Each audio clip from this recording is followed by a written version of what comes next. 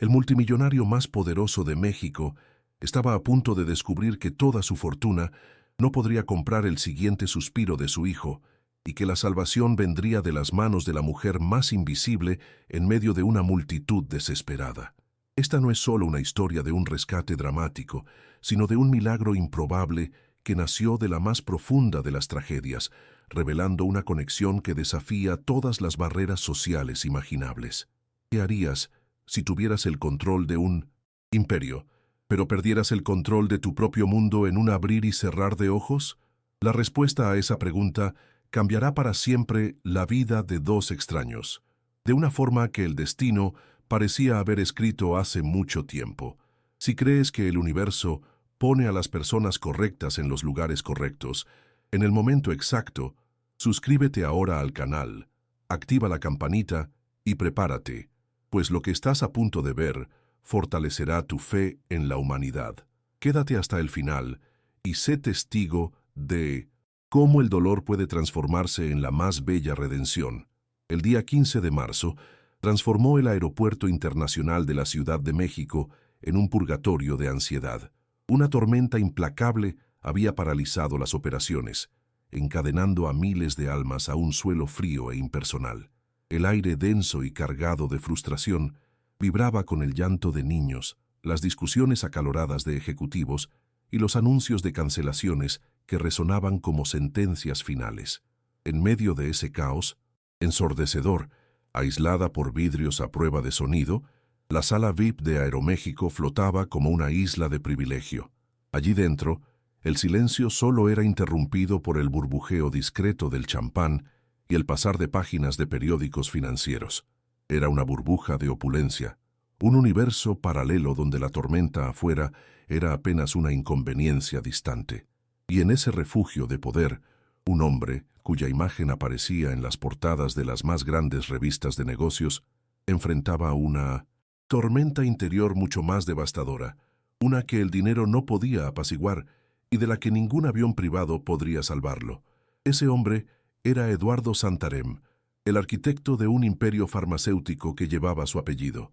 A los 38 años, su vida era un guión de éxito envidiable, con residencia en la opulenta Las Lomas de Chapultepec y un poder capaz de influir en la economía del país con una sola llamada telefónica. Su traje Hugo Boss gris, hecho a la medida, era una armadura que proyectaba una imagen de control absoluto y autoridad inquebrantable, una figura tallada en granito, destinada a vencer. Sin embargo, detrás de la fachada de CEO multimillonario, sus ojos contaban una historia diferente, una de cansancio profundo y de una tristeza permanente que se había instalado en su alma hacía 3 años, un duelo silencioso que ni el brillo de sus conquistas conseguía opacar. Para el mundo, él era un titán. Para sí mismo, era un hombre perseguido por una ausencia que lo definía mucho, más que cualquiera de sus miles de millones, navegando sus días con la precisión de un autómata programado para el éxito, pero desprovisto de cualquier alegría genuina. El vacío que Eduardo cargaba tenía un nombre: Elena. La muerte de su esposa no solo partió su corazón, sino que también demolió los cimientos de su mundo, transformando su palacio en un mausoleo de memorias y sus victorias empresariales en cenizas. Cada pasillo de su mansión resonaba con el silencio de ella. Cada conquista era un recordatorio amargo de que no había nadie con quien compartirla. La riqueza, que antes era un símbolo de poder y libertad, se había convertido en las rejas de su prisión dorada, aislándolo en un pináculo de soledad donde el aire era escaso y la compañía superficial. Era aplaudido en salas de juntas y codiciado en eventos sociales, pero por la noche, cuando la máscara de Eduardo Santarém, el CEO, era removida, quedaba solo un viudo perdido, un hombre que hablaba con un fantasma y se preguntaba en qué punto del camino la ambición le había robado la capacidad de sentir la vida palpitar de verdad. Su único ancla en ese océano de melancolía era Miguel, su hijo de 5 años, un pequeño faro de luz en medio de la oscuridad. El amor por aquel niño era la única fuerza que lo impulsaba hacia adelante, el único propósito que quedaba en su existencia vaciada. Sin embargo, Ese amor estaba consumido por un miedo visceral y avasallador, el miedo a fallarle. Eduardo se dedicaba al trabajo de manera obsesiva, creyendo que construir un legado impenetrable era la mayor prueba de amor que podía ofrecer, sin darse cuenta de que, con cada contrato firmado, con cada viaje de negocios, también construía un muro invisible entre él y el niño. La llamada de negocios crucial que lo distraía en ese preciso momento en el aeropuerto era, en su mente, otro ladrillo en la fortaleza de seguridad que levantaba para Miguel, sin saber que el verdadero peligro no estaba en el mercado financiero, sino a pocos metros de distancia, en la curiosidad inocente de un niño aburrido. Lejos del silencio aséptico de la sala VIP, en los pasillos ruidosos y repletos de ansiedad, se movía una sombra de azul deslavado, una presencia tan constante como el mismo suelo que limpiaba, y por eso mismo, completamente invisible. Su nombre era Carla, una mujer de 45 años, cuyo rostro era un mapa de preocupaciones antiguas y de un dolor que el tiempo se negaba a suavizar. Sus manos, encallecidas por el manejo de productos de limpieza, eran ágiles y eficientes, recorriendo las superficies con una determinación silenciosa. Para los miles de pasajeros que pasaban junto a ella, apresurados y absortos en sus propios dramas, no era más que parte del mobiliario, una figura funcional cuyo gafete de empleada de limpieza la volvía anónima. Sin embargo, detrás de sus ojos cansados ardía una intensidad notable, una vigilancia secreta que escaneaba el ambiente no en busca de suciedad, sino de algo más. Una preparación que nadie a su alrededor podría jamás sospechar, forjada en el fuego de la peor tragedia que una madre puede soportar. Hace exactamente 10 años, la vida de Carla se había quebrado en un instante de silencio aterrador. Su único hijo, Pedrito, un niño de 3 años con una sonrisa que podía iluminar la noche más oscura, se ahogó en la alberca de un condominio de lujo donde ella hacía una limpieza extra. La imagen del pequeño cuerpo inerte en el agua era una fotografía grabada a pintinos, hierro y fuego en su memoria, una culpa avasalladora que la ahogaba todas las noches. Se sentía una fracasada, la madre que no estuvo ahí, que no pudo salvarlo. Ese dolor, que habría destruido a la mayoría de las personas, fue el catalizador de una transformación silenciosa y obsesiva. En lugar de entregarse al duelo perpetuo, Carla le hizo una promesa al fantasma de su hijo. Nunca más se sentiría impotente. Canalizó su agonía en un propósito noble y secreto, una misión de redención personal que se convertiría en su única razón de vivir, una forma de honrar la vida que le fue arrebatada. Esa misión la llevó a las puertas de la Cruz Roja Mexicana. Durante una década, Carla dedicó cada minuto de su tiempo libre a dominar las técnicas de primeros auxilios. Asistió a todos los cursos gratuitos que encontró, desde reanimación cardiopulmonar hasta maniobras de desobstrucción de vías respiratorias, estudiando manuales polvorientos durante sus descansos para almorzar y practicando en maniquíes hasta que sus movimientos se volvieran puro instinto. Mientras Eduardo Santarém construía un imperio financiero para proteger el futuro de su hijo, Carla construía un arsenal de conocimiento para salvar la vida de un desconocido. Ella no buscaba reconocimiento ni recompensa, solo buscaba paz, la esperanza de que un día sus manos, las mismas que no pudieron salvar a Pedrito, pudieran impedir que otra madre conociera su dolor. Y en aquel caótico 15 de marzo, el destino estaba a punto de poner a prueba su década de preparación, en el preciso instante en que el mundo de un multimillonario comenzaría a desmoronarse. Mientras la voz de Eduardo Santarém negociaba millones a través de su smartphone, el aburrimiento infantil de Miguel lo condujo lejos de la seguridad de la sala VIP. El mundo afuera, en la terminal principal, era un carnaval de sonidos y colores, un laberinto fascinante para una mente de 5 años. Sus pequeños pies lo llevaron instintivamente hacia el brillo del duty free, un paraíso de dulces gigantes y juguetes relucientes.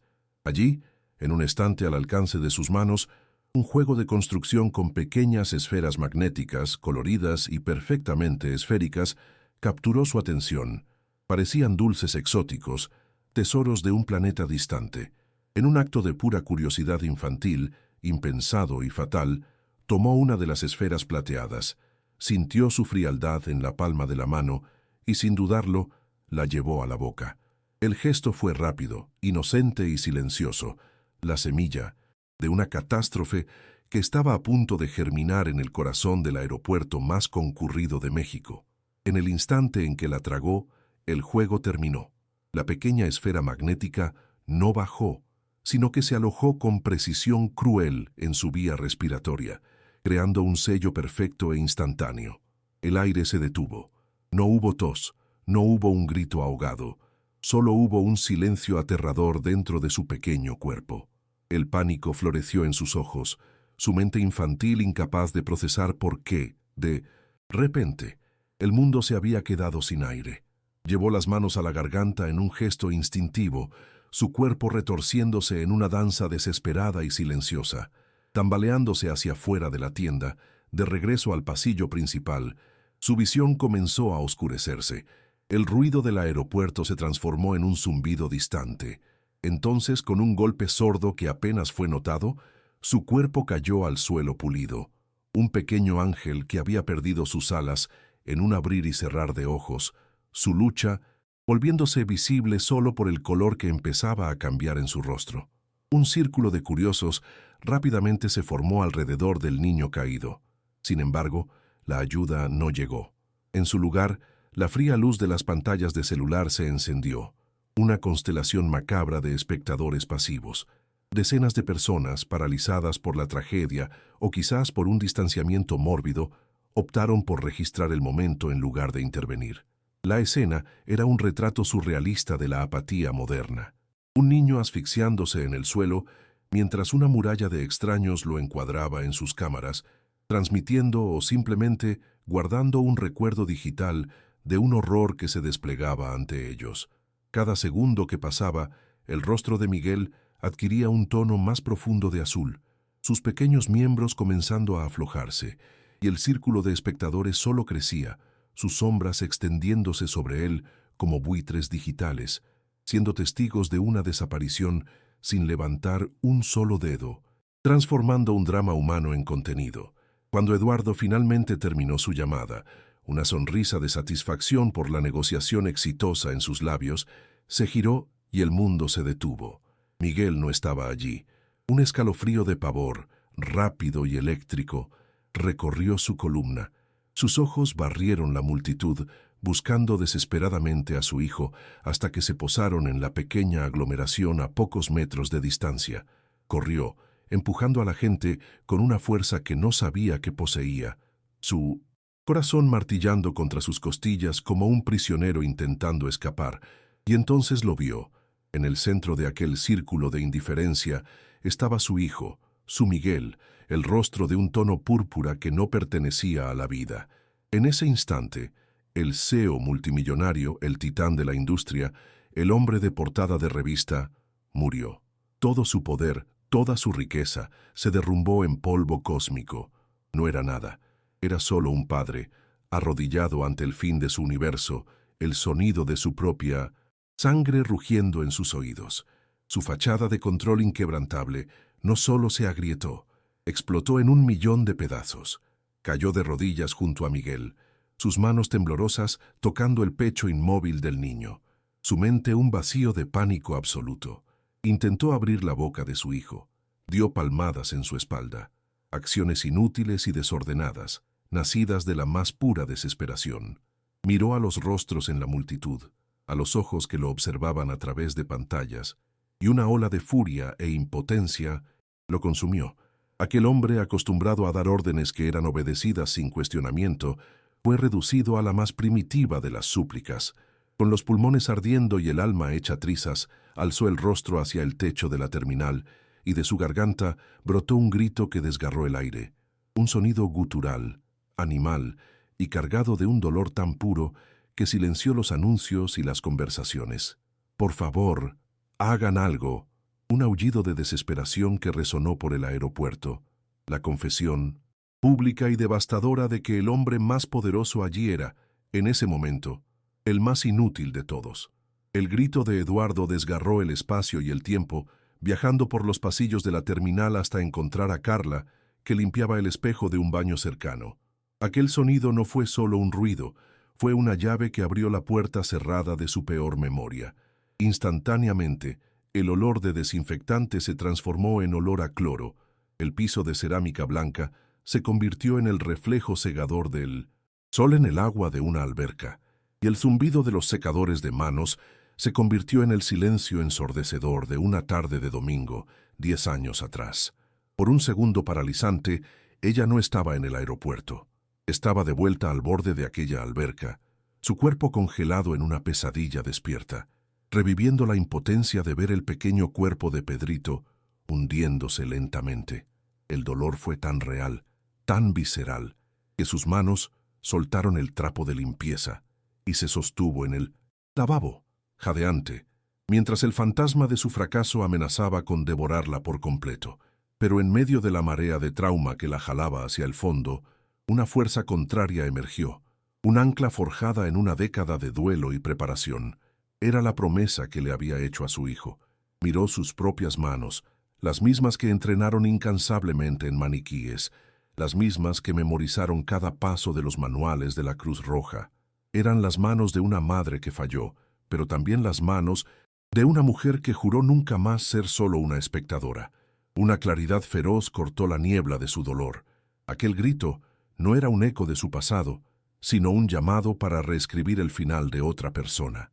Con una determinación que nació de las cenizas de su propia tragedia, abandonó su carrito de limpieza, un acto simbólico de dejar atrás su identidad de trabajadora invisible, y corrió.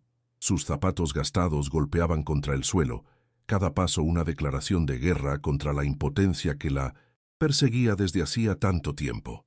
Al llegar al epicentro del caos, Carla no vio a la multitud, vio solo un obstáculo. Con una autoridad que parecía brotar del fondo de su alma, abrió camino entre los cuerpos paralizados y los celulares en alto.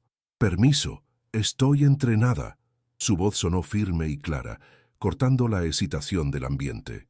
Un guardia del aeropuerto, escéptico, se movió para interceptarla, su rostro una máscara de desconfianza al ver el uniforme de limpieza. «Señora, aléjese, los paramédicos están en camino», dijo él intentando sujetar su brazo. Pero Carla ni siquiera lo miró. Se soltó con un movimiento rápido y enfocado, sus ojos fijos en el niño morado en el suelo. En ese momento, ella no era una empleada de limpieza desafiando a la autoridad, era la única autoridad real allí, una especialista entre amateurs, su competencia un aura invisible que repelía la duda y la burocracia, pues sabía que el único enemigo que importaba era el tiempo. Del otro lado de la desesperación, Eduardo vio a aquella mujer acercándose. En su visión nublada por las lágrimas, el uniforme azul deslavado apenas se registró. Lo que vio, lo que lo golpeó como un rayo de esperanza en su noche oscura, fue la expresión en los ojos de ella. No había pánico, no había curiosidad mórbida, no había la vacilación que veía en todos los otros rostros. Había una calma inquietante, una competencia grabada en cada línea de su rostro preocupado, una certeza en sus movimientos que contradecía todo a su alrededor. En ese instante, una transferencia silenciosa de poder ocurrió. El multimillonario, el hombre que comandaba ejércitos de empleados, entregó el destino de su mundo en manos de una completa desconocida.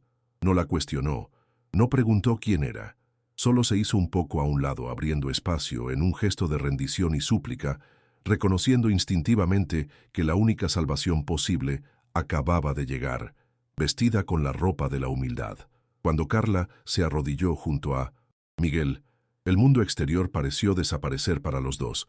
El ruido del aeropuerto, los murmullos de la multitud, la presencia amenazante de la seguridad, todo se disolvió en un zumbido distante. Solo quedó un triángulo de humanidad en su forma más pura, el padre aterrorizado, el niño en el umbral de la muerte y la mujer cuyo dolor del pasado la había preparado para ser la heroína del presente. Sus dedos tocaron el cuello de Miguel, verificando el pulso, su mente trabajando con la velocidad y la precisión de un cirujano. No hubo intercambio de palabras entre ella y Eduardo, solo una mirada, un entendimiento profundo y visceral que trascendió clase social, riqueza e identidad. En aquel suelo frío de aeropuerto se formó una alianza sagrada, la unión de dos almas desesperadas, una luchando por salvar el futuro y la otra por redimir el pasado, ambas librando la misma batalla contra el silencio final. Con una serenidad que contrastaba brutalmente con el pánico alrededor, Carla asumió el control total de la situación. Sus manos, que momentos antes empuñaban un trapo de limpieza, ahora se movían con la precisión de un instrumento quirúrgico. Se arrodilló detrás de Miguel, posicionando su pequeño cuerpo con una delicadeza y firmeza que revelaban años de práctica. No había un ápice de vacilación en sus gestos. Primero, una rápida verificación de las vías respiratorias con los dedos, confirmando la obstrucción total. Después, rodeó al niño con sus brazos, encontrando el punto exacto debajo del esternón, el lugar que había memorizado en incontables diagramas y maniquíes. Eduardo observaba paralizado, como si estuviera presenciando un ballet complejo y sagrado. Veía a una mujer que no estaba intentando ayudar, estaba ejecutando un protocolo con la confianza de quien lo había hecho 1000 veces antes, transformando un área caótica del aeropuerto en una sala de emergencias improvisada, donde ella era la única especialista. Cada compresión que Carla aplicaba era más que un movimiento técnico, era un exorcismo. Al presionar el diafragma de Miguel, libraba una batalla directa con el fantasma de su pasado. La fuerza que usaba no provenía solo de sus brazos, sino de una década de dolor reprimido, de noches insomnes y de una culpa que la corroía. Con el primer empujón, gritó en silencio el nombre de Pedrito, un pedido de perdón. Con el segundo, luchó contra la imagen del agua estancada de aquella alberca fatal.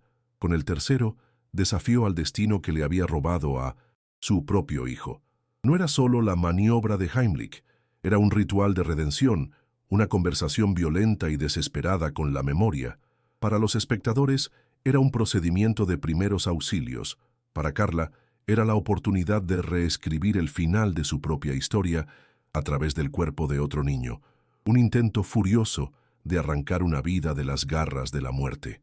Sin embargo, la pequeña esfera magnética no cedió. Tras las primeras compresiones, Miguel seguía sin aire, su rostro adquiriendo un tono aún más sombrío. La frágil esperanza que había surgido en la multitud comenzó a transformarse en duda audible. «Le va a romper las costillas», susurró alguien. El guardia de seguridad, sintiendo la presión, se volvió más agresivo en su intervención. «Señora, le ordené detenerse. La responsabilidad será suya si algo peor sucede. Aléjese ahora». La autoridad oficial y el escepticismo público formaron una muralla de resistencia alrededor de Carla, amenazando con quebrar su concentración. Eran las voces del orden, de la burocracia, del miedo, intentando silenciar a la única persona que realmente sabía qué hacer.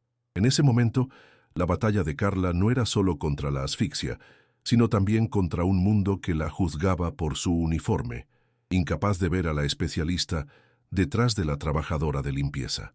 Mientras la duda envenenaba el aire, la transformación de Eduardo se profundizaba. No escuchaba las voces escépticas, solo oía el latido desesperado de su propio corazón y veía la determinación inquebrantable en el rostro de Carla. Por primera vez desde que se había convertido en un titán de la industria, se sentía completamente impotente, y esa impotencia lo liberó. Su ego, su arrogancia, su orgullo de hombre autosuficiente, todo eso se desintegró en el suelo frío del aeropuerto. Todo su imperio no valía nada comparado con la fuerza contenida en aquellas manos de una desconocida. Sus labios se movieron en un murmullo silencioso, una plegaria, torpe y atea, no dirigida a ningún dios específico, sino a esa mujer. Estaba entregándole a ella toda su fe, toda su esperanza, en un acto de rendición total. El gran Eduardo Santarém, que nunca pidió nada a nadie, estaba de rodillas, implorando en silencio a una trabajadora de limpieza que realizara un milagro. Ignorando el caos y la presión, Carla cerró los ojos por un breve segundo, buscando fuerza en su dolor. Reposicionó sus manos, ajustando el ángulo, y se preparó para una última y Decisiva serie de compresiones. Reunió cada fragmento de su angustia, cada lágrima no llorada por Pedrito, y la canalizó en una sola explosión de energía. Su rostro se contrajo en una máscara de esfuerzo supremo, los músculos de sus brazos tensos como cables de acero. Ya no era solo técnica, era un acto de pura voluntad, la manifestación física de un juramento hecho 10 años antes. Aplicó un empujón final, más fuerte y más profundo, un movimiento que cargaba el peso de su alma, un grito, silencioso de desafío contra la injusticia del universo. El aire quedó suspendido, el tiempo pareció congelarse, mientras todos los ojos se fijaban en la pequeña figura de Miguel, esperando ver si la década de preparación de una madre sería suficiente para engañar a la muerte. Con el último y poderoso impulso de Carla, algo se desalojó. Un pequeño sonido casi imperceptible en medio de la tensión resonó en el suelo pulido. El leve clic metálico de la esfera magnética al aterrizar. Por un instante, el silencio se profundizó, un vacío de expectativa donde el universo parecía contener la respiración. Y entonces, el milagro sucedió. Primero, una convulsión en el pequeño pecho de Miguel, seguida de una tos áspera y gutural que desgarró el silencio. Y poco después, el sonido más glorioso que aquel aeropuerto había presenciado, el llanto alto y furioso de un niño que había sido arrancado de las garras de la nada. No era un llanto de dolor, sino un himno de vida, una declaración sonora y vibrante de que sus pulmones estaban una vez más llenos de aire. Ese sonido actuó como una onda expansiva, rompiendo el hechizo de horror que había paralizado a todos y anunciando, de forma inequívoca, que la muerte había sido derrotada en aquel suelo frío e impersonal. La reacción de la multitud fue instantánea y unánime. El mar de celulares, que momentos antes registraba una tragedia inminente, bajó en un movimiento colectivo de reverencia y alivio. El silencio tenso fue sustituido por un suspiro audible que pareció venir de cientos de personas al mismo tiempo, una liberación de ansiedad compartida. Y luego, de forma espontánea, la primera palma sonó, seguida de otra y otra más, hasta que la terminal entera estalló en una ola de aplausos y vítores. Extraños se abrazaban, personas lloraban abiertamente, y los guardias de seguridad, que antes intentaban intervenir, ahora miraban a Carla con una expresión de puro asombro y respeto. El escepticismo se transformó en admiración, y la apatía se disolvió en una celebración comunal de la vida. En ese momento, no había clases sociales ni destinos individuales. Solo había una humanidad unida por el alivio y la gratitud hacia una heroína anónima en un uniforme azul deslavado. En el ojo calmo de ese huracán de emociones, Eduardo finalmente se movió. Con manos temblorosas, levantó a su hijo del suelo, abrazándolo con una fuerza que era al mismo tiempo desesperada y protectora. Hundió el rostro en el cabello de Miguel, llorando, convulsivamente, inhalando el olor de su hijo como si fuera el mismo aire. Su mundo, que se había hecho añicos, estaba entero de nuevo. Tras un largo momento, levantó la cabeza, sus ojos rojos e hinchados buscando a la única persona que importaba. La encontró aún de rodillas, a unos metros de distancia. El cuerpo de Carla temblaba de agotamiento, y su rostro estaba bañado en lágrimas silenciosas. Eduardo instintivamente supo que aquellas no eran solo lágrimas de alivio. Vio en ellas el dolor de una herida antigua reabierta, la agonía de una victoria que para ella era también un doloroso recordatorio de una pérdida irreparable. Estaba presenciando no solo el alivio de una salvadora, sino el duelo renovado de una madre. Fue en esa mirada donde ocurrió la verdadera revelación. Mientras Eduardo miraba a Carla, todas las barreras que su mundo había construido, riqueza, estatus, poder, privilegio, se derrumbaron y se transformaron en polvo. No veía a una empleada de limpieza. La mujer, frente a él, con el rostro marcado por el dolor y el agotamiento, manchada por el suelo del aeropuerto, era la figura más noble y poderosa que había encontrado jamás. Vio la encarnación del coraje, un ángel vestido con un uniforme humilde, cuya fuerza interior avergonzaba a su imperio multimillonario. La identidad oculta de Carla fue revelada ante él, no su profesión, sino su alma. En ese instante, la gratitud de Eduardo se transformó en una reverencia profunda. La deuda que sentía no podía pagarse con dinero.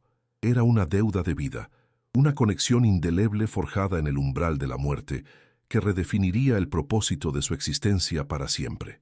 Finalmente, el sonido distante de sirenas se materializó en un equipo de paramédicos corriendo por la terminal, abriéndose paso con una camilla y equipos de emergencia. Llegaron listos para una batalla, con la urgencia estampada en sus rostros, solo para encontrar que la guerra ya había sido ganada. La escena que los recibió fue de una calma surrealista. Un niño llorando en los brazos de su padre, una multitud aplaudiendo y una trabajadora de limpieza de rodillas, exhausta, en el centro de todo. Tras una rápida evaluación de Miguel, que ahora respiraba con normalidad, el líder de los paramédicos miró a Carla con una expresión de profundo respeto.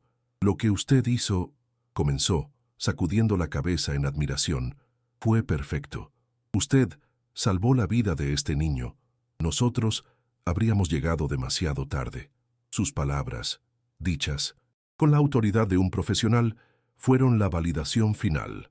Disiparon cualquier duda restante y cimentaron, a los ojos de todos, el estatus de Carla como la heroína indiscutible de aquel día, la salvadora improbable que actuó mientras la ayuda oficial aún estaba en camino. Con la confirmación de que Miguel estaba fuera de peligro, la ola de adrenalina que sostenía a Eduardo finalmente cedió, dejando en su lugar una gratitud tan vasta y avasalladora que lo dejó de rodillas por dentro. Vio a Carla levantarse lentamente, sus movimientos rígidos por el agotamiento físico y emocional, como si pretendiera mezclarse con la multitud y desaparecer, regresando a su invisibilidad habitual. Pero Eduardo no lo permitiría. Sosteniendo a su hijo con un brazo, dio un paso hacia ella, luego otro. Para los espectadores, era un hombre caminando unos metros. Para Eduardo, era la jornada más larga y significativa de su vida, una peregrinación a través del abismo de su propia arrogancia. Cada paso era una renuncia a su estatus, una admisión pública de que el poder real no residía en sus extractos bancarios, sino en el coraje de aquella mujer. Él, el multimillonario al que todos miraban hacia arriba, ahora se acercaba con la cabeza inclinada en reverencia. Se detuvo frente a ella, tan cerca que podía ver el reflejo de las luces de la terminal en sus lágrimas. La multitud, sintiendo la santidad del momento, guardó silencio. Por un instante, Eduardo luchó por encontrar la voz, su garganta, cerrada por una emoción tan fuerte que lo sofocaba. Las palabras que estaba acostumbrado a usar, palabras de mando, de negociación, de poder, eran inútiles ahora. No podían expresar la magnitud de lo que sentía. Cuando finalmente habló, su voz fue un susurro ronco, quebrado, despojado de toda su autoridad anterior, una confesión cruda de su alma. «Tú», comenzó tragando saliva, «tú salvaste mi mundo». La frase simple flotó en el aire, cargada con el peso de todo lo que casi perdió. No era un agradecimiento, era un testimonio, la declaración de un hombre que vio su universo entero reducido a un único y frágil soplo de vida y lo vio ser devuelto por un ángel disfrazado. Tras su confesión, la miró más profundamente, su mente luchando por comprender la fuerza que emanaba de ella, y entonces hizo la pregunta que resumía todo su asombro, toda su admiración y toda su necesidad de entender. ¿Quién eres? No era una pregunta sobre su nombre o su función, era una pregunta filosófica, existencial. ¿Cómo en medio de toda aquella indiferencia fue la única en actuar? ¿De qué profundidades de carácter sacó aquella calma, aquella competencia, aquel valor? Carla no respondió con palabras, solo lo miró de vuelta, y en sus ojos cansados, él vio la respuesta. Vio la sombra de un dolor antiguo, el amor infinito de una madre, la disciplina de una promesa y la fuerza de un alma que transformó su propia tragedia en un instrumento de salvación. Entendió que no importaba su nombre. Estaba frente a alguien cuya identidad había sido forjada en el fuego más cruel, y él, el hombre que pensaba tenerlo todo, no era nada comparado con ella. En los días que siguieron, el instinto inicial de Eduardo Santarém, el multimillonario, fue el de cuantificar el milagro. Podría haber firmado un cheque con tantos ceros que garantizaría a Carla y a su familia una vida entera de lujo, un gesto grandioso que el mundo de los negocios entendería y aplaudiría. Sin embargo, el Eduardo que emergió de aquel aeropuerto ya no era el mismo hombre. Comprendió que un acto de alma no podía pagarse con papel. Con una humildad que no sabía poseer, la buscó. No con una oferta, sino con un pedido, el de escuchar su historia. En un café sencillo, lejos de los rascacielos y de las salas de juntas, Carla, inicialmente desconfiada, compartió la trágica historia de Pedrito. Mientras hablaba, Eduardo no veía a una empleada, sino a una igual, una madre cuyo sufrimiento silencioso se había transformado en la armadura que salvó a su propio hijo. Su historia no solo lo conmovió, lo quebró y lo reconstruyó, revelándole la superficialidad de su propia vida y sembrando la semilla de un propósito mucho mayor que cualquier imperio empresarial. El dolor de Carla se convirtió en la inspiración de Eduardo. Entendió que la verdadera justicia para la memoria de Pedrito no sería darle dinero a Carla, sino multiplicar el acto heroico que ella realizó. Así nació la Fundación Pedrito y Miguel, un nombre que sellaba para siempre la unión de sus dos familias, entrelazando el dolor de la pérdida con la celebración de la vida. La misión de la fundación era audaz y transformadora: usar el vasto poder y los recursos de Eduardo para llevar el conocimiento que salvó a Miguel a todos los rincones de México. El proyecto preveía la instalación de centros de entrenamiento en primeros auxilios en todos los aeropuertos del país y la implementación de programas obligatorios y gratuitos en escuelas públicas de bajos recursos. No era un acto de caridad, sino una revolución silenciosa, un intento de armar a ciudadanos comunes con el poder de transformar un instante de pánico en un momento de salvación, garantizando que el legado de Pedrito fuera contado en cientos de vidas salvadas. La recompensa para ambos fue mucho más allá de lo material. Fue una redefinición de sus propias almas. Carla, rechazando una vida ociosa, aceptó el cargo de directora e instructora jefe de la fundación. Enseñar se convirtió en su redención. Cada alumno que aprendía la maniobra de Heimlich, cada vida que su fundación tocaba, era un bálsamo para su culpa, transformando su dolor en un faro de esperanza. Finalmente, encontró la paz, no al olvidar a Pedrito, sino al honrarlo de la manera más noble posible. Para Eduardo, la fundación llenó el vacío existencial que ni su fortuna ni su poder podían tocar. Descubrió una alegría más profunda en financiar un curso de primeros auxilios que en cerrar un trato de $1.000.000. Más importante aún, se convirtió en un verdadero padre para Miguel, presente y vulnerable, enseñándole que el verdadero valor de un hombre no está en lo que acumula, sino en lo que hace por los demás. Juntos encontraron justicia no en un tribunal, sino en la creación de un futuro donde más historias pudieran tener un final feliz. 5 años después, el escenario era el mismo Aeropuerto Internacional de la Ciudad de México, pero la energía era completamente diferente. Donde antes reinaba el caos, ahora había un auditorio improvisado, y en el centro de él estaba Carla. La mujer que un día fue una sombra invisible, ahora vestía con orgullo el uniforme de instructora jefe de la Fundación Pedrito y Miguel. Su postura era erguida, su voz clara y confiada, mientras enseñaba técnicas de reanimación a una nueva generación de empleados del aeropuerto. Observándola desde un rincón, con una admiración silenciosa, estaban Eduardo y un Miguel de 10 años, sano y vibrante. Al final de la clase, el niño corrió hacia Carla y le entregó un dibujo, 3 figuras tomadas de la mano bajo un sol sonriente. Ella lo abrazó con la ternura de una madre, un gesto que sellaba la familia que habían formado. Mientras los 3 salían juntos, la cámara se alejaba para revelar una placa de bronce en la pared de la terminal, grabada con el logotipo de la fundación y una frase que ahora era parte del alma de aquel lugar. Porque un momento de preparación puede crear una vida entera de gratitud. Si esta historia te emocionó y renovó tu esperanza, deja un corazón en los comentarios para que podamos sentir tu energía. ¿Crees que el destino coloca ángeles en nuestros caminos, muchas veces disfrazados de personas comunes? ¿Qué crees que es más valioso, todo el dinero del mundo o un acto de valentía en el momento justo? Suscríbete al canal para más historias que nos recuerdan el poder que existe en cada uno de nosotros. Comenta. El verdadero valor de una persona está en su corazón, no en su cuenta bancaria.